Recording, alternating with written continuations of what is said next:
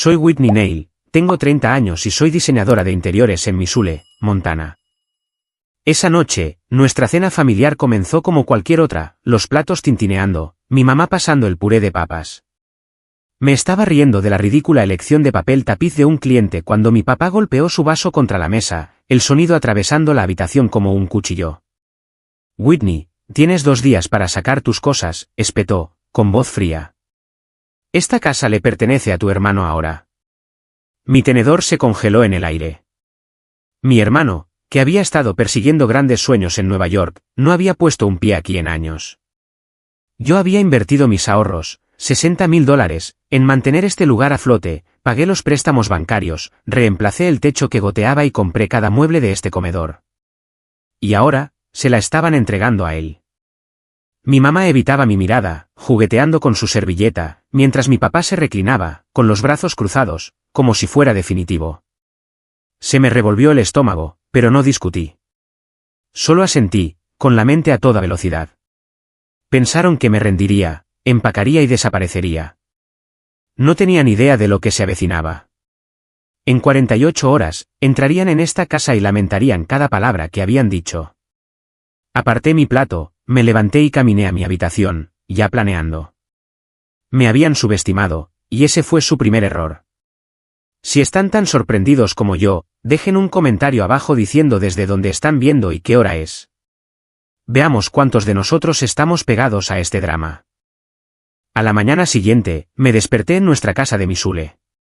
Las palabras de mi papá todavía resonaban. Me quedé en la cama mirando el techo que había pintado de azul pálido hace 3 años, tratando de encontrarle sentido a la cena de anoche. ¿Cómo podían simplemente entregarle la casa a mi hermano? Yo había dado todo para mantener este lugar en pie. En 2022, cuando el banco amenazó con ejecutar la hipoteca, yo di un paso al frente. Mis padres estaban ahogados en deudas, $60,000 en préstamos que no podían pagar. Yo tenía 27 años, apenas comenzando mi carrera de diseño de interiores, pero vacié mis ahorros para cubrirlo. Cada centavo que había juntado con trabajos independientes hasta altas horas de la noche fue para el banco, no porque me lo pidieran, sino porque esta casa era mi hogar. Era donde crecí, donde había dibujado mis primeros diseños en el suelo de la sala. No me detuve en los préstamos. La casa se estaba cayendo a pedazos, pintura descascarada, pisos que crujían, un techo que goteaba cada primavera. Acepté clientes adicionales, trabajé los fines de semana y puse todo mi corazón en arreglarla. Elegí la pintura azul pálido para las paredes, suave y relajante, para que el lugar se sintiera vivo de nuevo. Compré un sofá gris nuevo, lo suficientemente resistente para las noches de cine en familia, y un televisor de pantalla plana para los programas de cocina favoritos de mi mamá. La lavadora también fue idea mía, después de que la vieja se rompiera y nos obligara a llevar la ropa a la lavandería. Cada compra, cada hora dedicada a lijar pisos o colgar cortinas fue por ellos, por nosotros. Pensé que estaba construyendo algo duradero, algo que valoraban tanto como yo. Pero a mi hermano, a él no le importaba. Colt se había ido a Nueva York hacía 5 años, persiguiendo un gran trabajo en la banca, soñando con rascacielos y mercados de valores. Llamaba quizás 2 veces al año, siempre apurado, prometiendo visitar, pero sin aparecer nunca.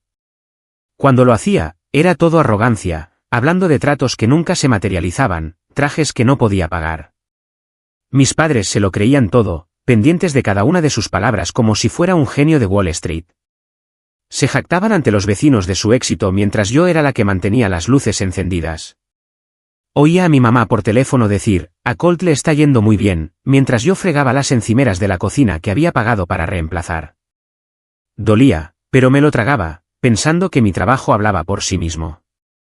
Hace 3 años, cuando el banco llamó por los préstamos vencidos, fui yo quien respondió. Mi papá estaba sentado en esta misma mesa del comedor, con la cabeza entre las manos, diciendo, podríamos perderlo todo. Mi mamá estaba en silencio, con los ojos rojos de llorar. Colt ni siquiera contestó cuando lo llamé para pedir ayuda. Está ocupado, dijo mi mamá, como si eso lo excusara. Así que saqué mis ahorros, $60,000, cada centavo que había guardado para el pago inicial de mi propia casa algún día, y se los entregué. El banco los aceptó. La casa estaba a salvo y mis padres me abrazaron, agradecidos. Pero la gratitud se desvanece rápido. Pronto, volvieron las llamadas de Colt, sus historias, su orgullo por él. Entraba en la sala, veía el sofá que había comprado, el televisor que había instalado, y me preguntaba por qué no era suficiente. El verano pasado, redecoré el comedor. Elegí un candelabro nuevo, elegante y moderno, para reemplazar el que parpadeaba desde mi infancia. Pasé horas midiendo, lijando, pintando, asegurándome de que cada detalle fuera perfecto. Mi mamá sonrió cuando terminé, dijo que se veía elegante. Mi papá asintió, dijo que estaba bonito. Pero cuando Colt llamó la semana siguiente, pasaron una hora hablando de su último gran negocio. Yo estaba en el pasillo escuchando, mis manos todavía manchadas de pintura. Bonito, elegante. Había reconstruido su hogar pieza por pieza, y no podían dejar de hablar de un hermano que no había puesto un pie aquí en años. No era solo el dinero. Era el tiempo, la energía, las noches diseñando proyectos de clientes para pagar este lugar. Llegaba a casa agotada, me desplomaba en ese sofá gris y todavía sentía que llevaba el peso de esta casa sola. Mis padres se apoyaban en mí, pero sus ojos se iluminaban por Colt. Él era el hijo predilecto. El que se fue, mientras yo estaba aquí, manteniéndolo todo unido. Y ahora querían darle la casa. Por la que yo había luchado. La que había hecho mía. Se me oprimió el pecho. No de tristeza, sino de algo más agudo, rabia quizás, o determinación. Pensaron que me marcharía, que dejaría que Colt entrara triunfante y reclamara lo que yo había construido. Estaban equivocados. Me senté en la cama, las paredes azul pálido brillando con la luz de la mañana. Había pasado años manteniendo a esta familia a flote, pero la cena de anoche lo cambió todo. Ya no era su hija. Era la que usaron, la que dieron por sentada. Pero aún no había terminado. Agarré mi teléfono, mis dedos firmes, a pesar del fuego en mis venas. Necesitaba respuestas y sabía a quién llamar. A media mañana, llamé a Lindsay, mi mejor amiga, necesitando respuestas. Lindsay contestó al segundo timbre, su voz tranquila pero aguda. Whitney, ¿qué pasa?, preguntó, sintiendo mi urgencia. Caminé de un lado a otro por la cocina, la misma que había rediseñado con encimeras de granito que pagué, y le conté todo sobre la cena de anoche. El frío ultimátum de mi padre, 2 días para irme, la casa entregada a mi hermano, todavía me quemaba en el pecho. Le conté cómo había invertido $60,000 en salvar este lugar. Cómo lo había reconstruido mientras mi hermano perseguía fantasías en Nueva York. Lindsay escuchó, su cerebro de abogada ya trabajando. Algo no cuadra, dijo. Si le están dando la casa, tiene que haber una razón. ¿Has revisado sus finanzas? ¿Algún préstamo nuevo, tal vez? Sus palabras fueron como una chispa. Finanzas. No había pensado en eso. Mis padres siempre habían sido reservados con el dinero, especialmente después de que los rescaté hace 3 años. Lo investigaré, dije, mi mente corriendo con posibilidades. Colgué y revisé mis contactos, deteniéndome en Finn Walls. Conocí a Finn hace 2 años cuando diseñé un área de espera para su sucursal bancaria en Missoula. Era directo, bueno con los números y me debía un favor después de que me quedé hasta tarde para terminar su proyecto. Marqué su número, mis dedos tamborileando en la encimera. Finn, necesito tu ayuda, dije cuando contestó. Le expliqué lo de la cena, la exigencia de mi padre y la corazonada de Lindsay sobre las finanzas. ¿Puedes verificar si hay algo vinculado a mi nombre, préstamos, cuentas, cualquier cosa? Finn hizo una pausa y luego dijo que lo investigaría. 1 hora más tarde, me devolvió la llamada, su tono pesado.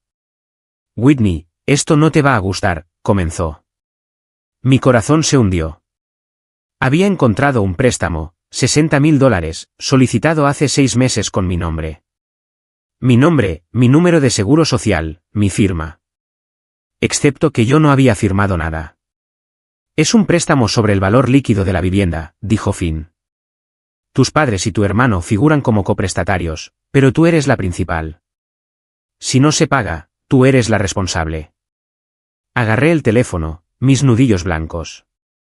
$60,000 otra vez, y me usaron. Finn me envió por correo electrónico una copia del contrato del préstamo. Lo abrí en mi computadora portátil, mirando el documento escaneado. Ahí estaba. Mi nombre, Whitney Neil, en negrita con una firma que se parecía a la mía pero no lo era. Las curvas de la W eran demasiado agudas, la cola de la L demasiado corta. Era una falsificación, torpe pero lo suficientemente convincente como para engañar a un banco. El préstamo estaba vinculado a la casa, la misma que había salvado de la ejecución hipotecaria. Mis padres y Colt habían actuado a mis espaldas, usaron mi identidad para pedir dinero prestado, y ahora querían que me fuera para que Colt pudiera tomar el control. Se me retorció el estómago, no solo de ira, sino de traición. No solo habían tomado mi dinero, habían robado mi nombre, mi futuro. Le reenvié el correo electrónico a Lindsay, quien me llamó al instante. Esto es robo de identidad, dijo, con voz firme. Podemos luchar contra esto, Whitney, pero necesitamos más pruebas. Revisa la casa en busca de cualquier papeleo, documentos de préstamo, extractos bancarios, cualquier cosa. Subí las estrechas escaleras hacia el ático, mi pulso acelerado. El ático era un desastre de cajas polvorientas, viejas declaraciones de impuestos y adornos navideños olvidados. Comencé con una caja de cartón etiquetada como facturas, sacando montones de sobres. La mayoría eran facturas de servicios públicos, pero una carpeta me llamó la atención, sin marcar, escondida debajo de una pila de recibos. Dentro había extractos bancarios, ninguno a mi nombre, pero uno tenía una carta del banco dirigida a mi mamá y mi papá. Hacía referencia al préstamo de $60,000, confirmando que los pagos estaban atrasados. Luego encontré una copia del mismo contrato de préstamo que Finn me envió, con esa firma falsa mirándome. Mis manos temblaban mientras lo leía línea por línea. El préstamo fue aprobado hace 6 meses, justo cuando Colt regresó a Missoula con el rabo entre las piernas después de que sus sueños de Nueva York se estrellaran. No fue difícil atar cabos. Había fracasado, necesitaba dinero y mis padres lo ayudaron usándome, sin decir una palabra. Me senté en el suelo del ático, con los papeles esparcidos a mi alrededor. El silencio de mi mamá en la cena, la fría certeza de mi papá, la ausencia de Colt. Todo tenía sentido ahora. Habían planeado esto, contando con mi confianza, mi lealtad. Había pasado años manteniendo a esta familia a flote, y habían convertido mi nombre en una herramienta para su propio beneficio. Las palabras de Lindsay resonaron, robo de identidad. Esto no era solo una traición. Era un crimen. Recogí los documentos, mi determinación se endureció. Pensaron que me iría en silencio. Que dejaría que Colt reclamara la casa por la que había luchado. Pero ahora tenía pruebas y no me iría a ninguna parte sin luchar. Para el mediodía, estaba en el ático buscando pruebas en los registros familiares. No iba a dejar que se llevaran lo que era mío. Agarré un bloc de notas y comencé a listar todo lo que había comprado para este lugar a lo largo de los años. El sofá gris de la sala, suave y resistente, elegido después de semanas de búsqueda. El televisor de pantalla plana montado en la pared, perfecto para los programas de cocina de mi mamá. La lavadora en el cuarto de lavado, un salvavidas después de que la vieja muriera. Las cortinas de color crema en el comedor, hechas a medida para combinar con el candelabro que había instalado. Cada artículo era mío, pagado con mi dinero, mi sudor. No los dejaría atrás para que mi hermano los reclamara.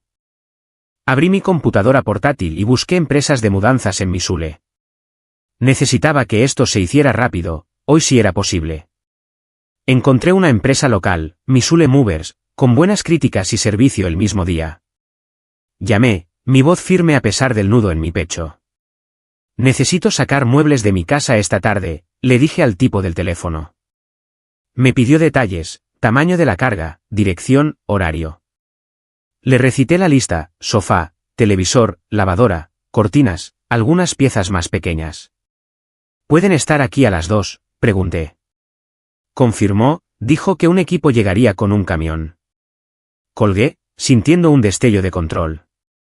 Me habían dado 48 horas para irme, pero me estaba mudando en mis propios términos. El timbre sonó, sacándome de mis pensamientos. Era Diane Burke, nuestra vecina de enfrente, con un plato de galletas. Su cabello gris estaba recogido, sus ojos agudos con preocupación.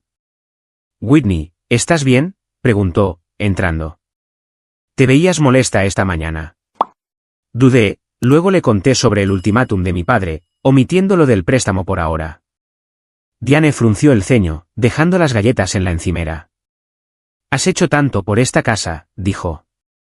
Te recuerdo aquí afuera pintando el porche el verano pasado, acarreando muebles bajo la lluvia. Tus padres siempre presumían de tu hermano, pero tú eres la que mantuvo este lugar unido. Sus palabras me golpearon fuerte, no porque fueran nuevas, sino porque eran ciertas. El apoyo de Diane se sintió como un salvavidas, un recordatorio de que no estaba sola.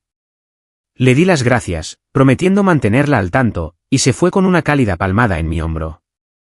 Volví a mi computadora portátil y envié por correo electrónico los documentos del préstamo a Lindsay.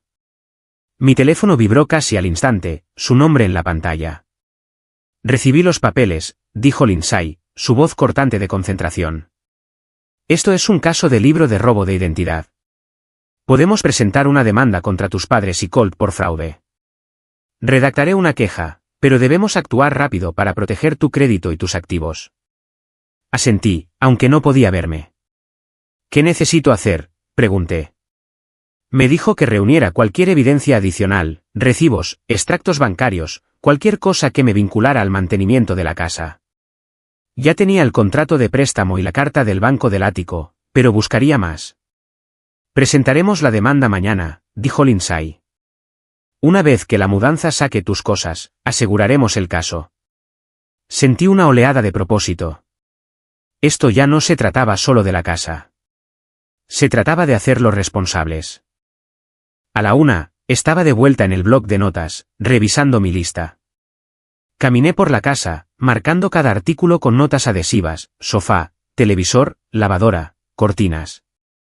Agregué algunos más: el escritorio de mi habitación, la lámpara que había comprado para el pasillo, la alfombra de la entrada. Cada pieza era un fragmento de mi esfuerzo, de mi vida aquí. No iba a dejar que Colt o mis padres se los quedaran. Los de la mudanza llegaron a las 2, un equipo de 3 hombres con uniformes azul marino, su camión en marcha en la entrada. Señalé los artículos etiquetados, observando cómo desconectaban cuidadosamente el televisor, doblaban las cortinas y bajaban la lavadora por las escaleras.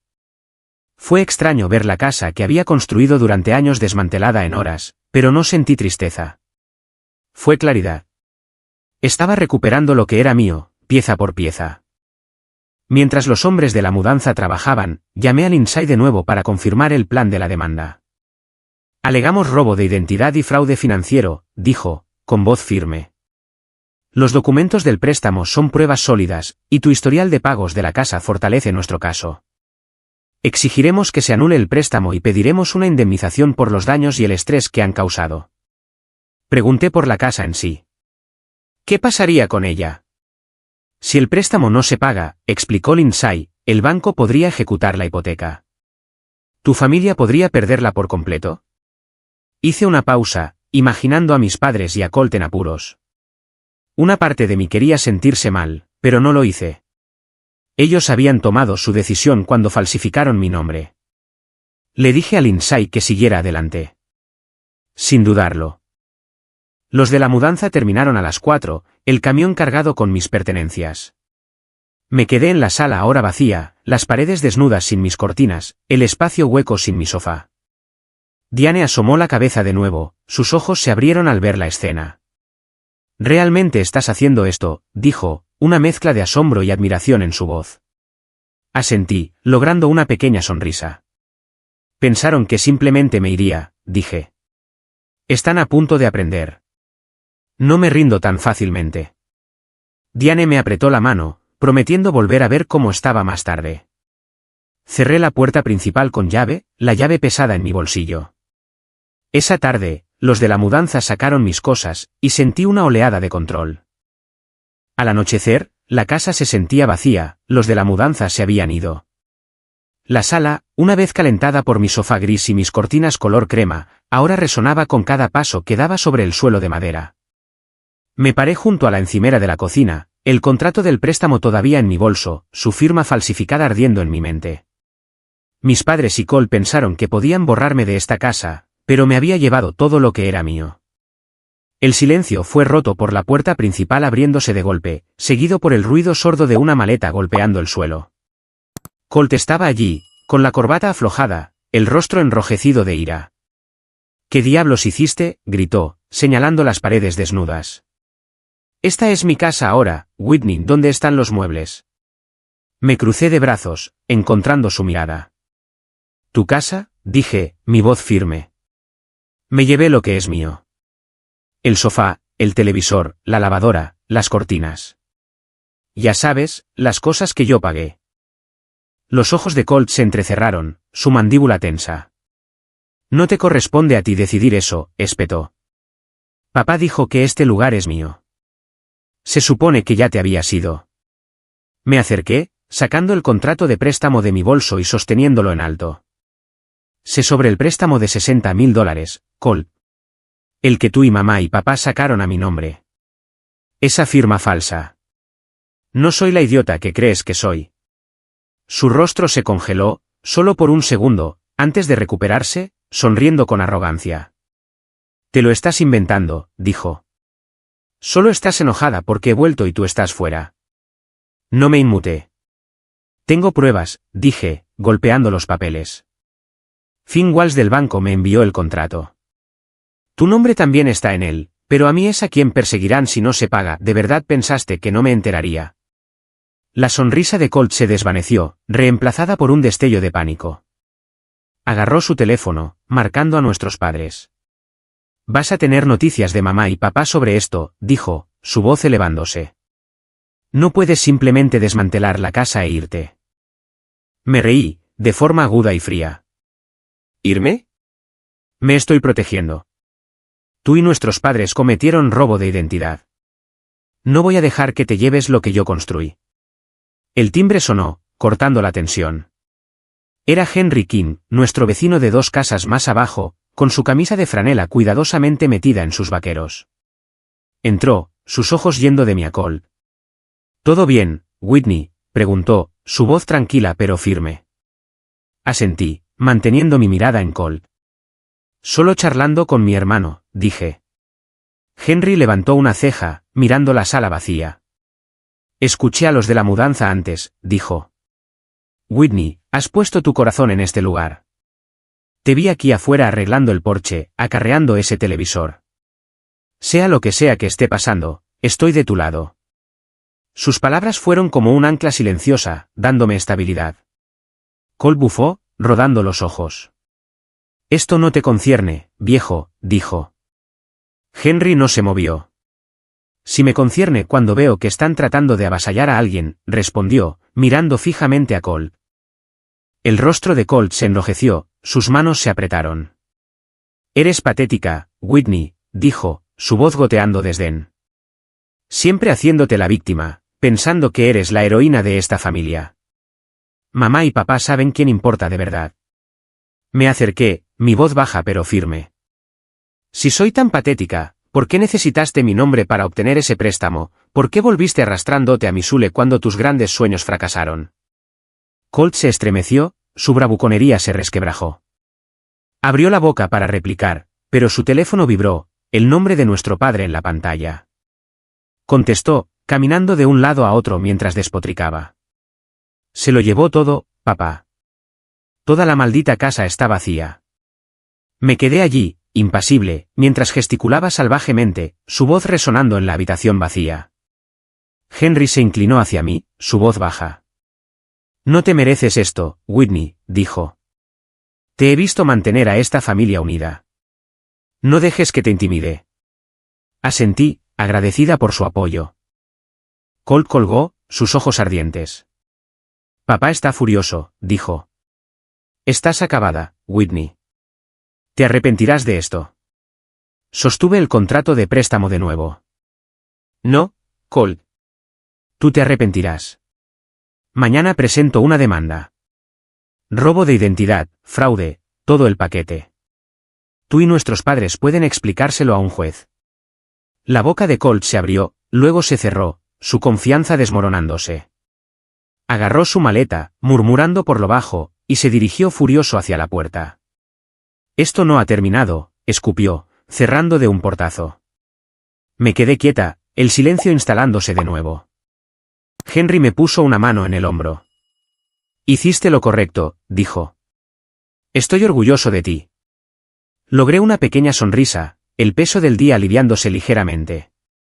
Agarré mi bolso, los papeles del préstamo a salvo dentro, y cerré la puerta principal.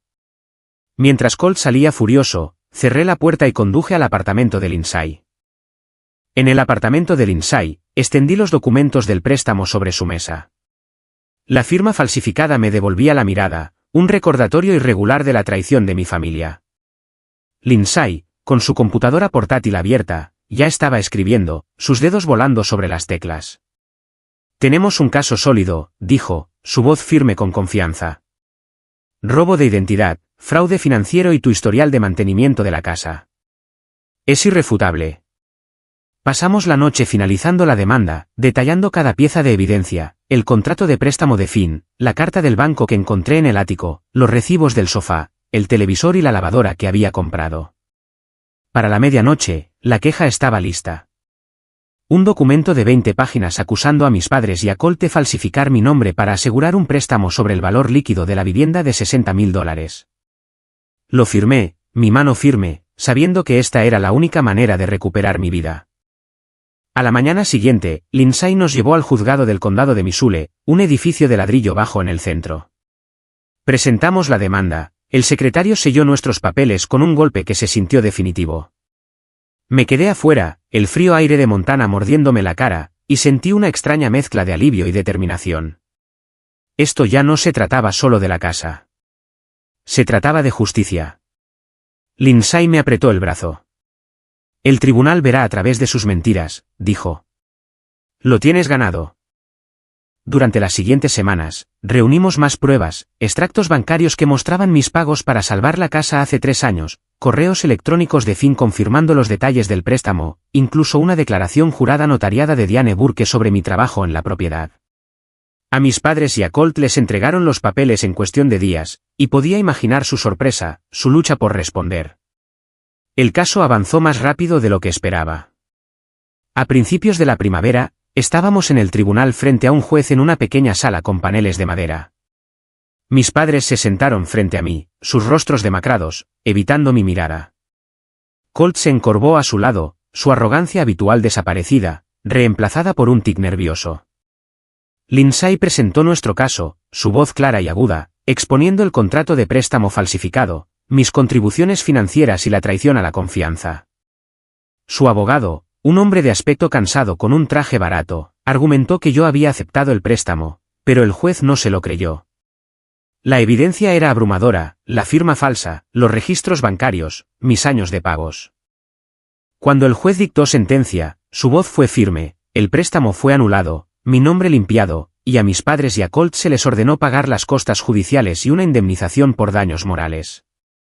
La casa, vinculada al préstamo impago de $60.000, debía ser vendida para saldar la deuda con el banco.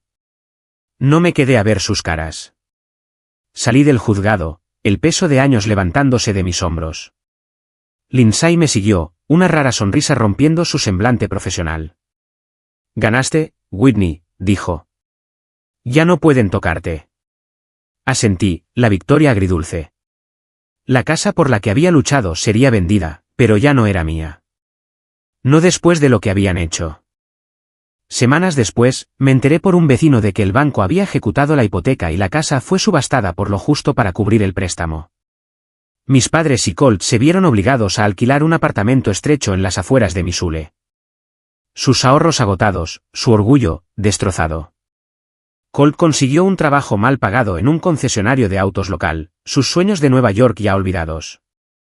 Mis padres, antes tan rápidos para presumir de él, ahora se enfrentaban a facturas de servicios públicos que apenas podían pagar.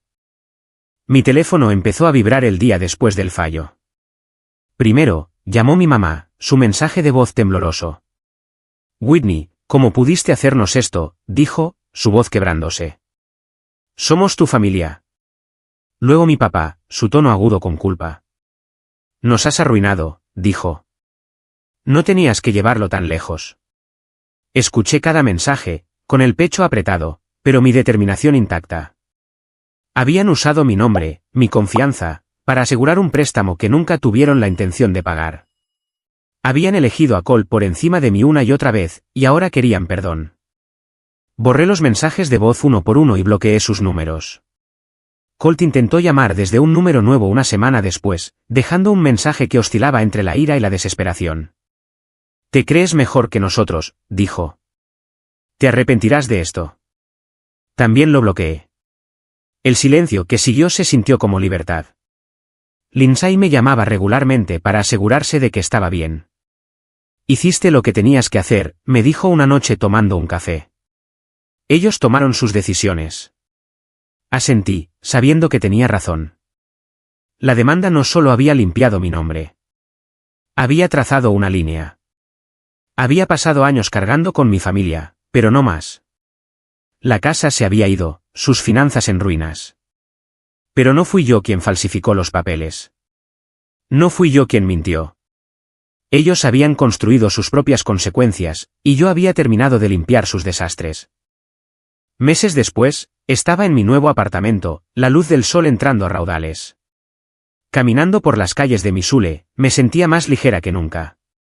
El peso de la traición de mi familia, años de llevar sus cargas, sus mentiras, finalmente se había levantado. Conseguí un trabajo en una pequeña firma de diseño de interiores en el centro, una oficina acogedora con paredes de ladrillo visto donde dibujaba diseños para negocios locales. Mis días estaban llenos de muestras de colores y reuniones con clientes. Cada proyecto, una oportunidad para construir algo nuevo, algo mío. Mi nuevo apartamento, de una habitación cerca del río Clarkford, comenzaba a sentirse como un hogar. Coloqué mi sofá gris junto a una ventana, la luz de la mañana atrapando su suave tela. El televisor de pantalla plana colgaba en la pared opuesta, perfectamente instalado, un recordatorio de la vida que había reclamado. Colgué cortinas nuevas, de color azul marino, una elección fresca, y puse mi vieja lámpara en una mesa de esquina, su cálido resplandor suavizando las noches. Cada pieza, una vez parte de la casa por la que había luchado, ahora pertenecía a un espacio que era completamente mío.